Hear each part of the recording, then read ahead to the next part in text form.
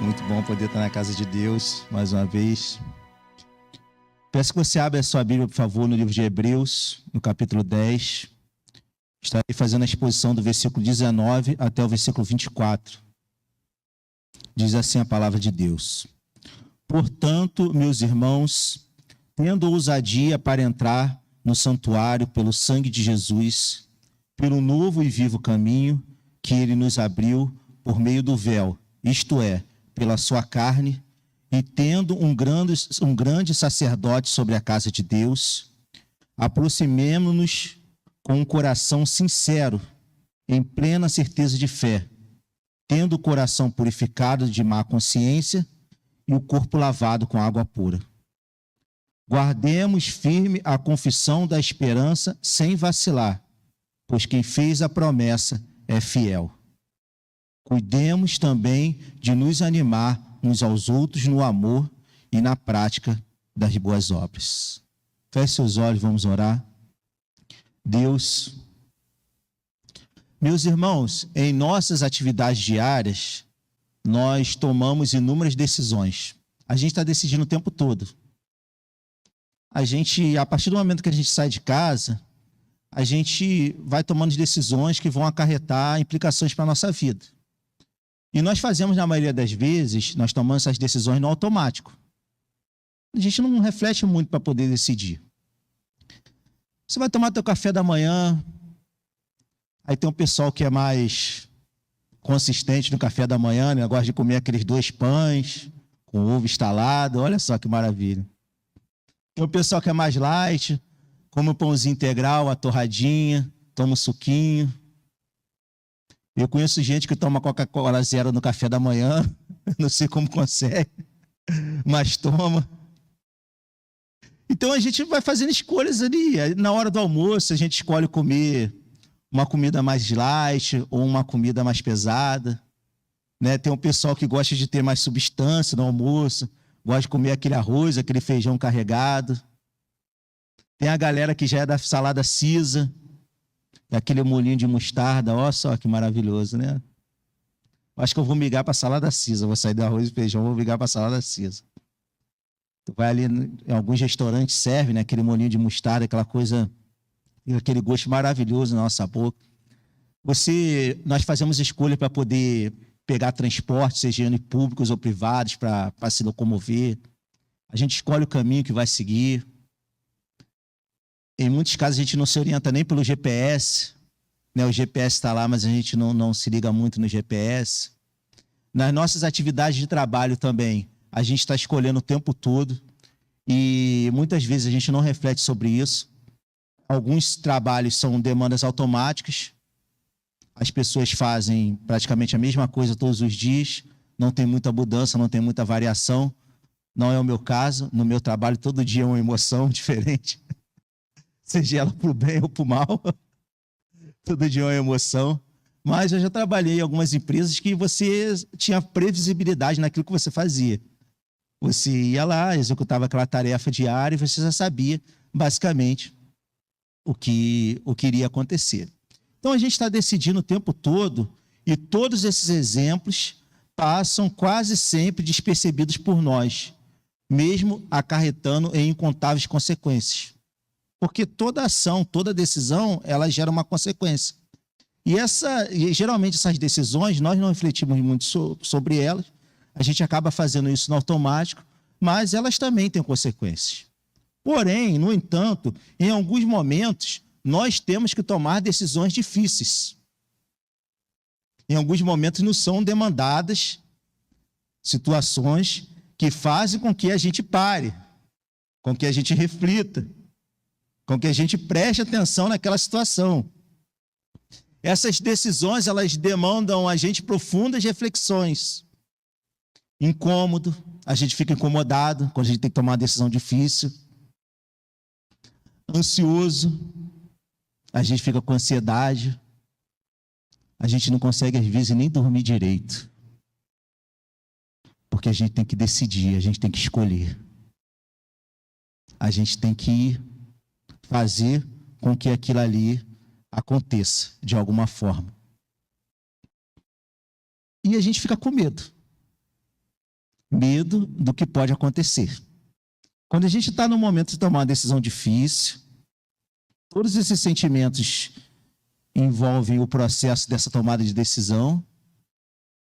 E tem um medinho também, né? Fica com medo, fala assim, cara, será que eu vou fazer isso aqui mesmo? Será que é realmente essa decisão que eu tenho que tomar? Quais consequências essa decisão que eu tô tendo agora vão trazer tanto para mim quanto para minha família? Isso gera angústia na gente. O autor aos Hebreus, ele se via diante de um dificílimo desafio. Uma comunidade de fé composta essencialmente por judeus convertidos ao cristianismo, eles estavam passando por uma perseguição. Havia uma perseguição em relação àqueles indivíduos em virtude da sua fé. E parece que eles estavam sofrendo sanções sociais. Aqueles que tinham negócio, as pessoas daquela região não estavam mais comprando no negócio deles, porque eles eram cristãos. Então, eles estavam tendo prejuízos econômicos seríssimos. Imagine a seguinte situação, você tem um comércio, o comércio é a tua principal fonte de renda. E você para de vender, porque simplesmente as pessoas escolheram não comprar por causa da tua fé. Porque você é cristão, porque você confessa a tua fé em Jesus Cristo. Então, as pessoas que vivem naquele lugar decidem não comprar mais com você. Era isso que estava acontecendo com eles. E também havia alguns espancamentos públicos. Alguns indivíduos que eram cristãos naquela região estavam sendo espancados publicamente, em virtude da sua fé. Por causa desse problema, por causa dessa perseguição, infelizmente, alguns titubearam, alguns esmoeceram e pensaram a possibilidade de retornar ao judaísmo. O cara fala assim, a perseguição está tão ruim, a perseguição está tão ferrenha, que alguns decidiram retornar ao judaísmo, abandonar a fé cristã. É nesse contexto que o autor aos Hebreus escreve esta carta. Porque com esse problema em mente, com essa situação absurda, ele entende que essa decisão, ela é uma decisão impensável. Ele escreve para aquela comunidade dizendo o seguinte, vocês não podem fazer isso. Vocês não podem decidir desta maneira.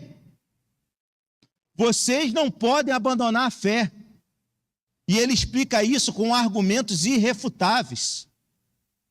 Porque, através da sua argumentação, ele vai dizer que eles não podem abandonar a fé, eles não podem decidir voltar atrás, porque o sacrifício de Cristo é superior e melhor, a aliança de Cristo é superior e melhor, e o sacerdócio de Cristo é superior e melhor. Então, uma vez alcançado pela graça, uma vez selado com o Espírito Santo da promessa, uma vez rendido aos pés de Cristo, continue, prossiga, porque Jesus está com você e jamais vai te abandonar. Não vai. Cristo é superior a Moisés. Cristo é superior a Arão. Cristo é superior aos sacrifícios. Cristo é superior aos sistemas econômicos. Cristo é superior às ideologias sociais. Cristo é superior aos governos, ele é Senhor absoluto da história. Cristo é superior a tudo. Então a mensagem é, confie em Jesus. O sacrifício dele é melhor e o santuário dele é melhor.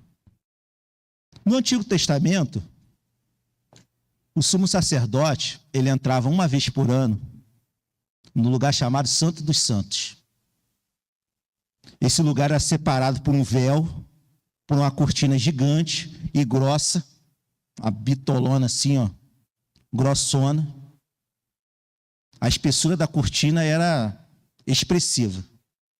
Ele, uma vez por ano, entrava nesse lugar para oferecer sacrifício pelo seu pecado e pelo pecado do povo.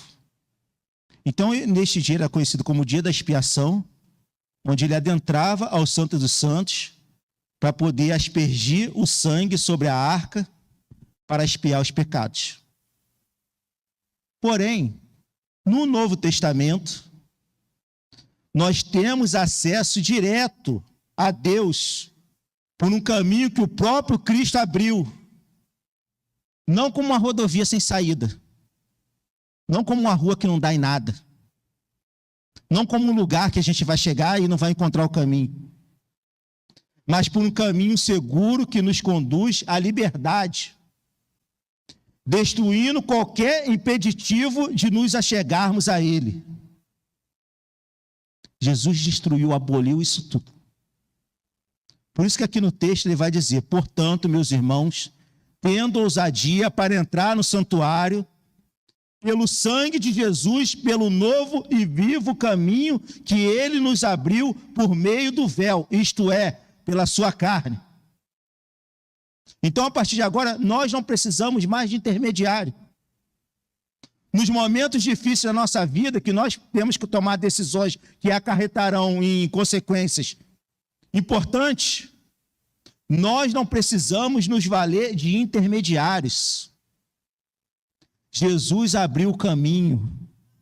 O sangue de Cristo nos direciona a estarmos no santuário de Deus, no trono de Deus, para podermos adorarmos e para podermos usufruir das suas bênçãos. Ele abriu o caminho.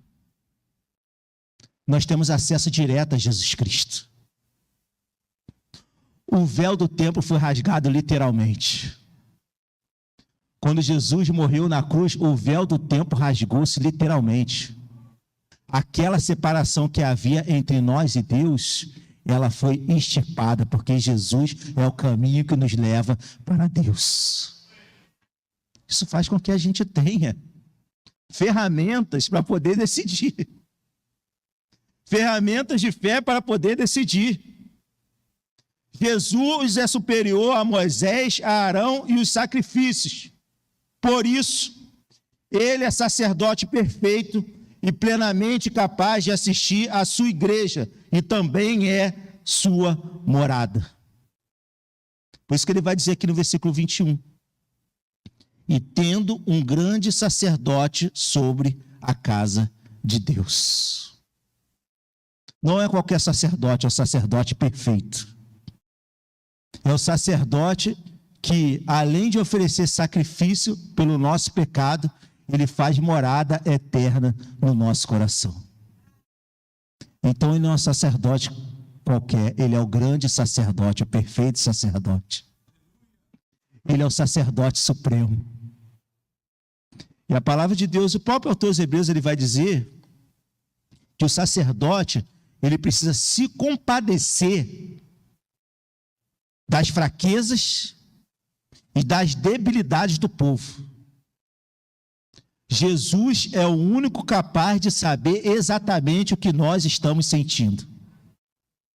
Na hora de você decidir, na hora de você escolher, Jesus sabe exatamente o que está passando no seu e no meu coração. Ele é o único capaz de nos orientar de maneira adequada para nós tomarmos as decisões assertivas. Porque ele é o grande sacerdote que está sobre a casa de Deus. E a casa de Deus sou eu e você, morada do Espírito Santo para a eterna glória. Ele é o grande sacerdote. Em nossa vida cristã, também passamos por momentos difíceis. Quem nunca pensou em desistir e deixar tudo para lá? Ah, meu irmão. Quem nunca pensou em chutar o balde? Quem nunca pensou em ir embora? Vou largar tudo. Quero saber mais de nada. Fui ofendido. Ai, Jesus.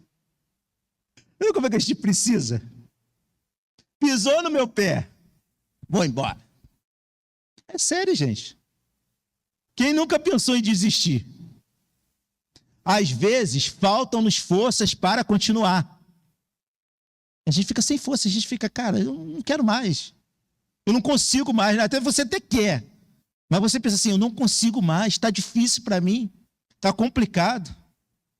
Não entendemos muito bem porque estamos sendo afligidos por determinada situação. Ficamos balançados, indecisos, mas precisamos ir adiante. Vai tremer, vai ficar sem dormir, vai ficar com a mente meio confusa, mas a gente precisa ir adiante. Ao morrer na cruz por nós, Jesus garantiu completamente a realidade de estarmos em um novo relacionamento com Deus. Por que eu e você a gente precisa prosseguir? Por que a gente tem que ter fé para poder decidir? Por que a gente tem coragem para continuar?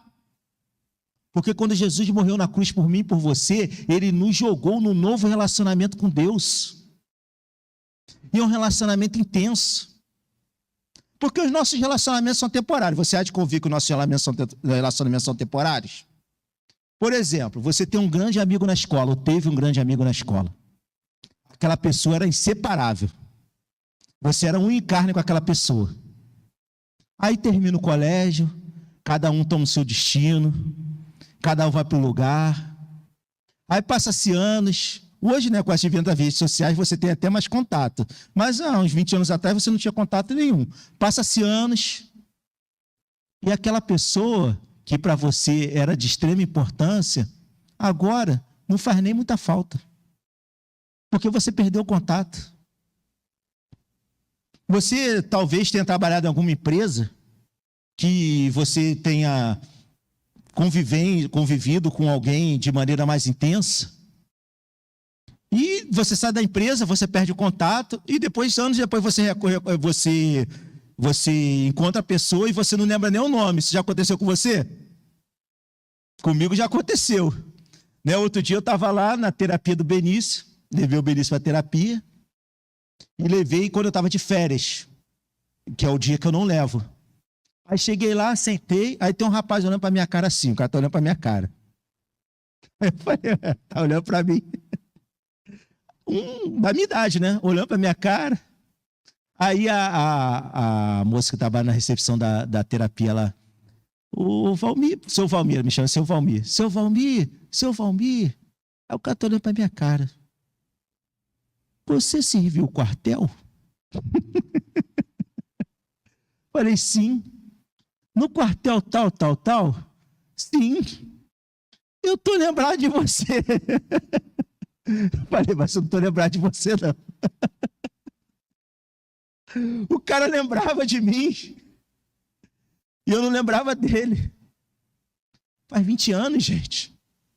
A gente perde o contato. Isso aqui é para os adolescentes, tá? Acabou o namoro, parece que acabou a vida. Vou morrer. Não é assim que a gente, né? Acabava o namoro. Ai, meu Deus do céu. Se chorava, se desesperava. Parece que a vida acabou, né?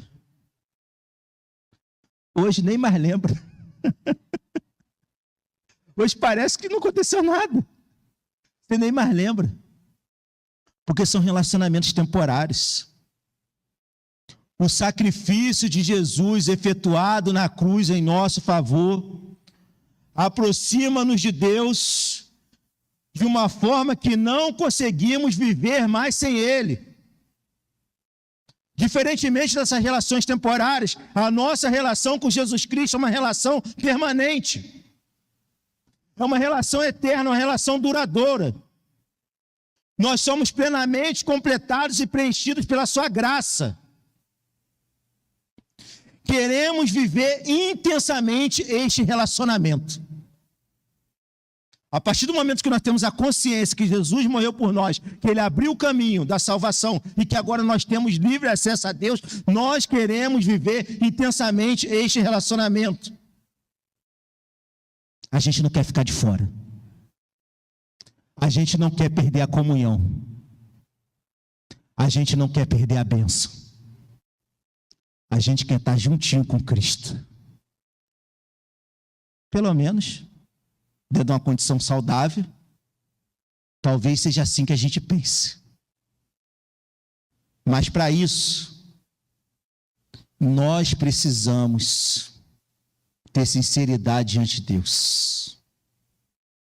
Precisamos ser sinceros com Ele, como em qualquer relação sadia e duradoura.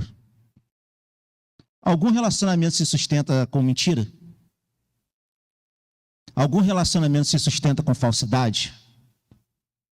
Os relacionamentos eles só perduram, eles só vão adiante com sinceridade. Por isso que o autor aos Hebreus, no versículo 22, ele vai dizer: aproximemo-nos com coração sincero. Nesta relação com Cristo, nós precisamos ter o coração sincero.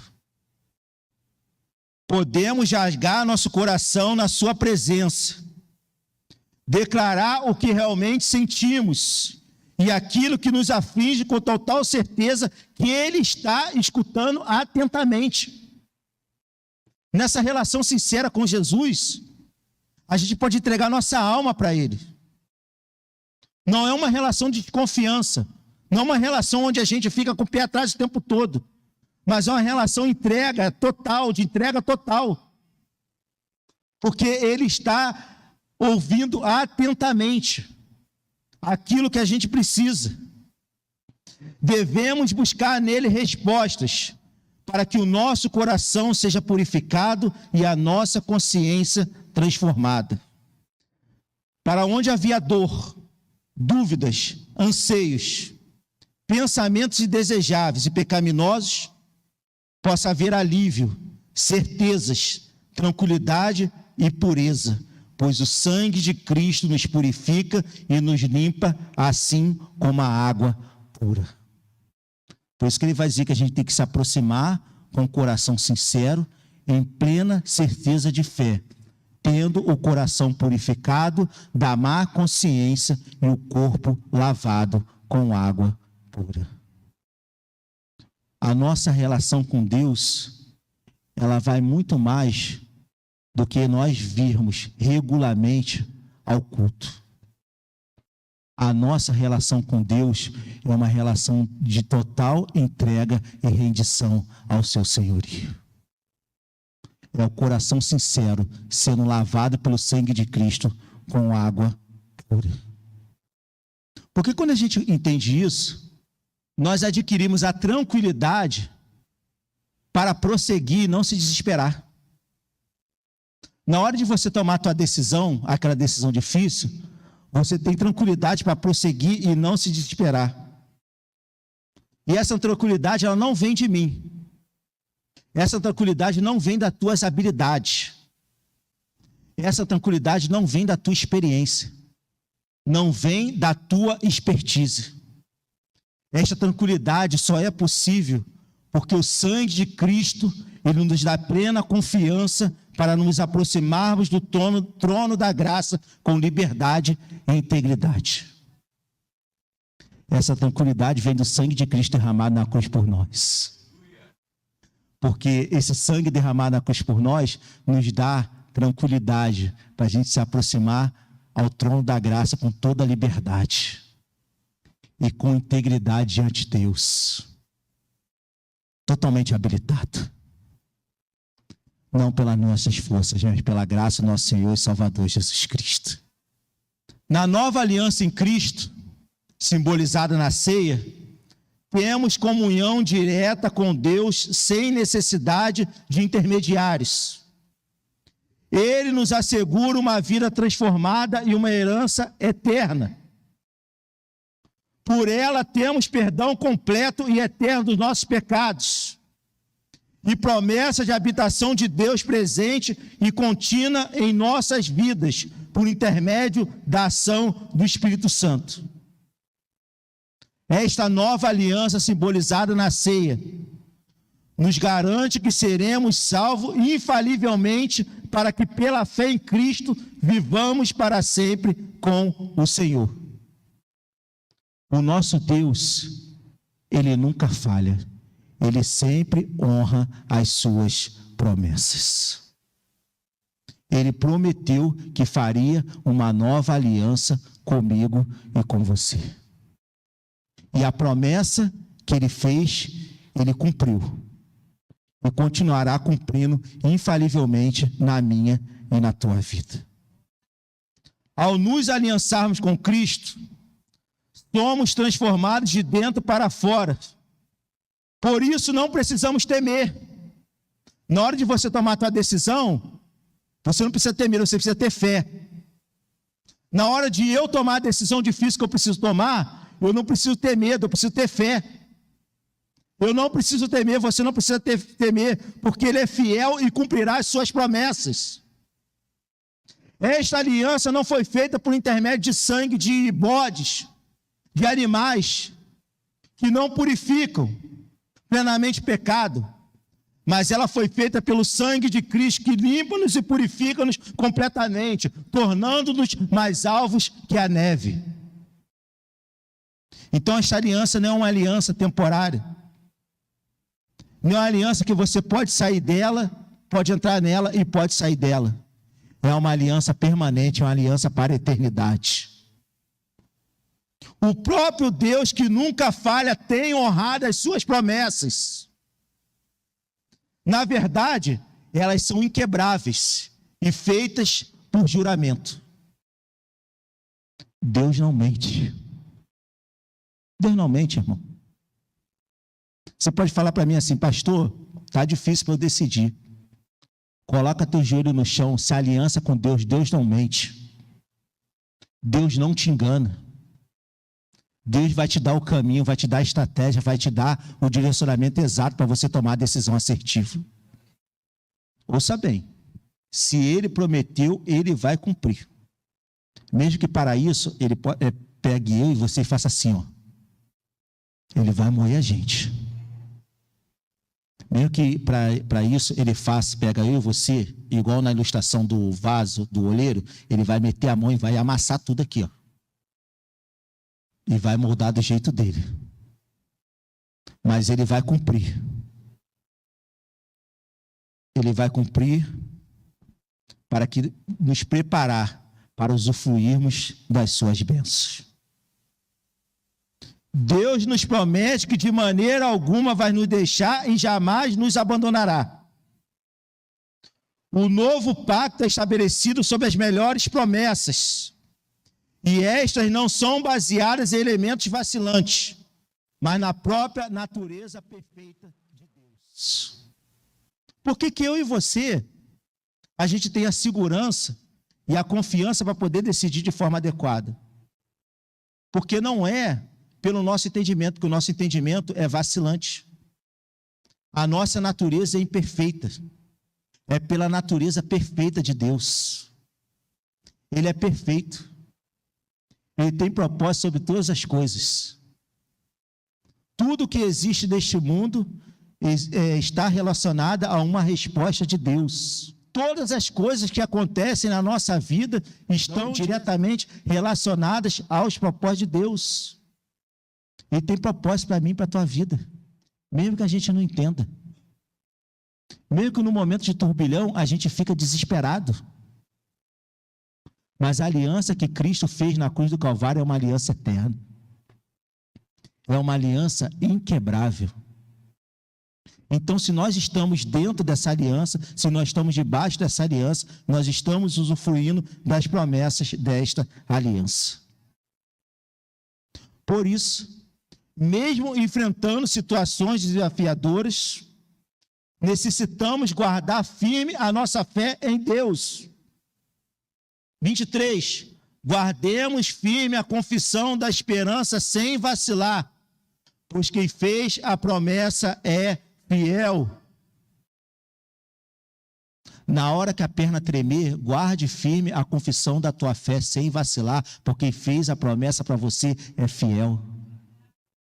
Na hora da perseguição, na hora do prejuízo, na hora da doença, na hora da luta, na hora da dor, guarde firme a confissão da tua fé sem vacilar, porque fez a promessa para você, é fiel. Continue, persevere, vá adiante. Ele está trabalhando em nosso favor, por graça, amor e misericórdia. cuidando para que tudo seja feito do jeito dele e para a glória dele. Ele é fiel e cumprirá as suas promessas. Está no texto aqui, ó. Ele é fiel e cumprirá as suas promessas. Porém, esta aliança, que a gente vai praticar aqui daqui a pouco, que nós vamos celebrar, ela requer responsabilidade e compromisso. A aliança que temos com Cristo, representada na ceia, nos conduz a ações que honrem e glorifiquem o nome dele. O preço da nossa salvação foi pago. E esse preço foi muito caro. E ele não pode ser banalizado. Somos convidados na ceia do Senhor a renovarmos a nossa aliança com ele. Termos fé avivada e a nossa alma transformada pela sua doce e maravilhosa presença. Mas como ela requer responsabilidade e compromisso, ao usufruirmos desta aliança, ao estarmos imergidos nesta aliança, nós precisamos estar alerta às necessidades do nosso próximo, agindo como um indivíduo e também de forma coletiva. Cuidemos também de nos animar uns aos outros, no amor e na prática das boas obras. Meu querido, você e eu sabemos que isso não vai acontecer automaticamente. A gente não vai despertar no dia de manhã, opa, vou servir ao povo, vou servir à igreja. Isso demanda intencionalidade. A gente precisa ser intencional nisso.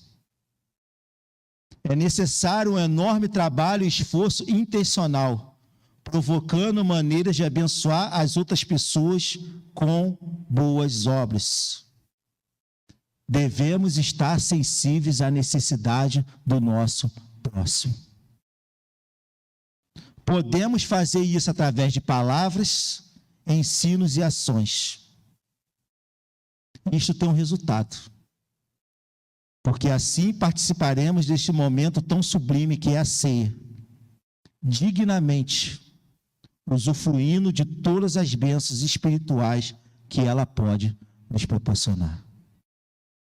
Porque quando Paulo fala lá que eles não estavam participando dignamente do corpo e do sangue de Cristo, é porque eles não estavam servindo uns aos outros. Então a aliança, o compromisso que Deus chama a mim e a ti, para podermos renovar neste domingo de manhã, é que eu e você possamos ter a consciência de servir aquele que Deus colocou para a gente poder abençoar. Com amor e com a prática das boas obras. Hoje, por intermédio de tudo aquilo que a ceia representa, somos encorajados a termos fé para decidir continuar na presença de Deus. Por tudo aquilo que nós vemos aqui representado na ceia, já é o suficiente para que eu e você sejamos encorajados para termos fé e decidirmos continuar na presença de Deus. Possuímos a oportunidade de nos achegarmos ao trono da sua graça, com fé e completa confiança, sabendo que podemos ter a certeza que as promessas de Deus serão cumpridas na nossa vida, que estamos sendo aperfeiçoados para uma existência de pleno relacionamento com Ele, sendo capacitados para servi-lo com excelência, no contexto do seu corpo, com amor e com as boas obras. Esta ceia representa tudo isso. Representa o livre acesso que nós temos a Deus. Representa o cumprimento das promessas de Deus na nossa vida. e representa a capacitação da nossa alma para servirmos ao corpo de Cristo com boas obras para a glória dele. Quero chamar os irmãos aqui para a gente poder celebrar a ceia, por favor.